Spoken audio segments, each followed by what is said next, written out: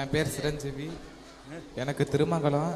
ஒரே சின்ன கேள்வி, இந்து மதத்தில் சாதி இருக்கு, இஸ்லாம் மதத்தில் சாதி இருக்கா? அதான் கேள்வி. அது இந்து மதத்தில் சாதி இருக்கிற மாதிரி இஸ்லாத்தில் சாதி இருக்கான்னு கேள்வி கேட்குறாரு. சிம்பிளா இஸ்லாம் மார்க்கத்தில் சாதி இருக்குதா? இப்போ பிற மதங்கள் என்ன செய்கிறாங்க, குறிப்பிட்ட சாதின்னு பிரித்து வச்சிருக்கிறாங்கல்ல மனிதர்களை, அந்த மாதிரி முஸ்லீம்களில் சாதின்னு இருக்குதான்னு கேட்குறாங்க. சாதிங்கிறது குலம்ங்கிறது ரெண்டு வகை இருக்குது. குலம்ங்கிறது இஸ்லாத்தில் இருக்கிறது, சாதிங்கிறது இஸ்லாத்தில் இல்லை. சாதினா என்னன்னு கேட்டால், ஒரு மனிதன் ஒரு குறிப்பிட்ட குடும்பத்தில் பிறந்தால் அவன் உயர்ந்தவன், குறிப்பிட்ட குடும்பத்தில் பிறந்தால் அவன் தாழ்ந்தவன், இந்த கோத்திரத்தில் பிறந்தால் அவன் நடுத்தரமானவன் என்று உயர்வு தாழ்வு கற்பிக்கிறாங்க இல்லையா, அதான் சாதி. அது இஸ்லாத்தில் இல்லை. இஸ்லாத்தில் அவன் யாருக்கு எங்கே பிறந்தாலும் சரி, பிறந்ததை வைத்து உயர்ந்தவன் தாழ்ந்தவன் என்று சொல்லவே கூடாது.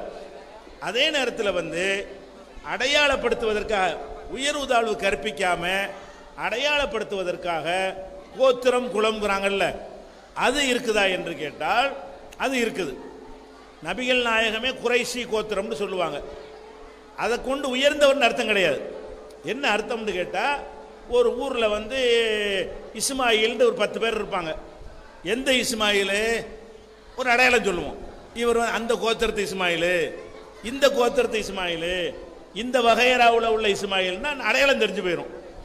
அப்போ உயர்வு தாழ்வுங்கிறத கற்பிக்காமல், உயர்வு தாழ்வு இல்லாமல் அடையாளம் என்பதற்காக வேண்டி பிரிவுகள் இருக்கான்னு கேட்டால் இருக்குது.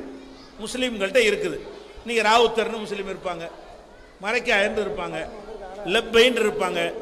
லெப்பை மரைக்காயரும் தொட மாட்டாங்கன்னு இஸ்லாத்தில் கிடையாது, தொடுவாங்க.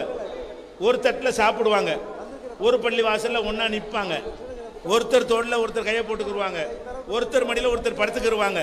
ராவுத்தர் மரைக்காயர் லெப்பைங்கிறவங்கலாம் அது அடையாளம் சொல்வதற்கு சொல்லும்போது நாங்கள் ராவுத்தர் நாங்கள் மரைக்காயர்னு சொல்லிக்கிடுவாங்களே தவிர, ராவுத்தர் தெருவில் மரைக்காயர் வரக்கூடாது, மரைக்காயர் குளித்த குளத்தில் ராவுத்தர் குளிக்கக்கூடாது அப்படி இருக்கான்னு கேட்டால் கிடையாது. உயர்வு தாழ்வு கற்பிக்கக்கூடிய ஒரு அம்சம் இருக்கான்னு கேட்டால் அதான் ஜாதிங்கிறது. அந்த ஜாதி இஸ்லாத்தில் இல்லை.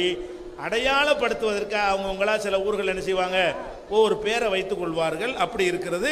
அதனால உயர்வு தாழ்வு கற்பிக்கக்கூடிய அந்த ஒரு அம்சம் இல்லை என்பதை நம்ம என்ன செய்யணும், தெளிவாக புரிந்து கொள்றோம்.